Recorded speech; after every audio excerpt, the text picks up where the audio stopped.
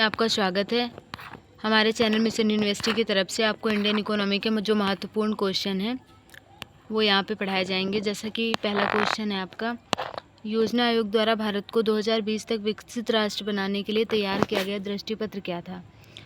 तो India vision 2020। भारतीय reserve bank की स्थापना जो थी वो कब की गई? 1 अप्रैल 1935। भारत में पहली पंचवर्षीय योजना कब लागू की गई? 1 अप्रैल 1951। जो ये पहली पंचवर्षीय योजना थी वो मुख्यतः किस पर आधारित थी? ये आप लोगों को बताना है कमेंट सेक्शन में। भारत में सबसे अधिक कृषि भूमि किस फसल के अंतर्गत आता है? चावल। अपने भारत में चावल अधिकाधिक मात्रा में प्राप्त होता है, तो इसका आंसर होगा चावल।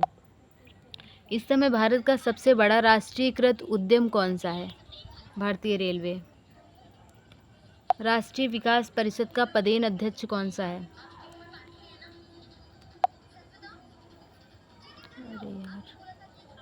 प्रधानमंत्री। भारत निर्माण योजना का संबंध किससे है? अवस्थापन विकास से।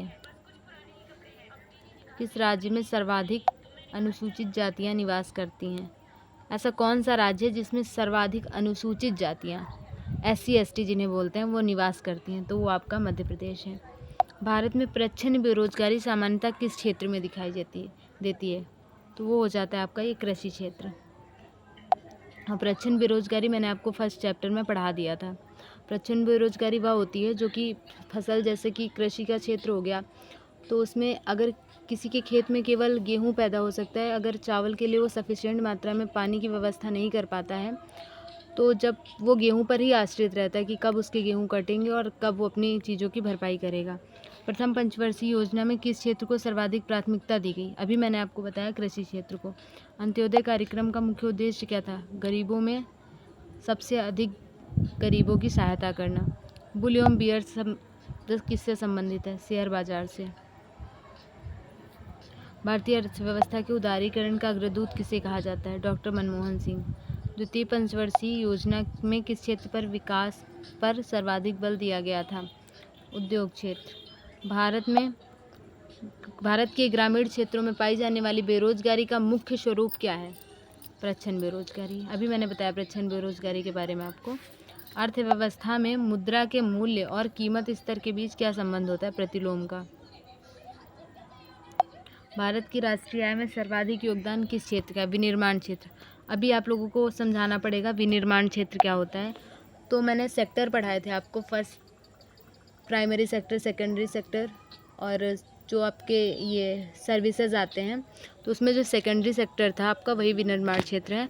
भारत अंडा के उत्पादन में विश्व में कौन से स्थान पर है? तीसरा क्षेत्र है भारत का अंडा उत्पादन में। ग्रामीण क्षेत्रों में गरीबी के आकलन हेतु किस सूचकांक को आधार माना गया है? कृषि श्रमिकों के उपभोक्ता मूल्य सूचकांक को। भारत में कर्मचारियों के महंगाई भत्ते निर्धारित करने का आधार क्या है? उपभोक्ता मूल्य सूचकांक। बजट घाटा का अर्थ क्या होता है? कुल प्राप्तियों एवं कुल खर्च में अंतर। भुगतान संतुलन के विपरीत होने की दशा में कौन सा कदम स्थिति सुधारने में सहायक होता है? अवमूल्यन। पंचवर्षीय योजनाओं के इतिहास में सर्वाधिक असफल योजना किस योजना को माना जाता है? तृतीय योजना।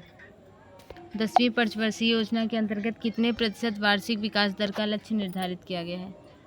8%।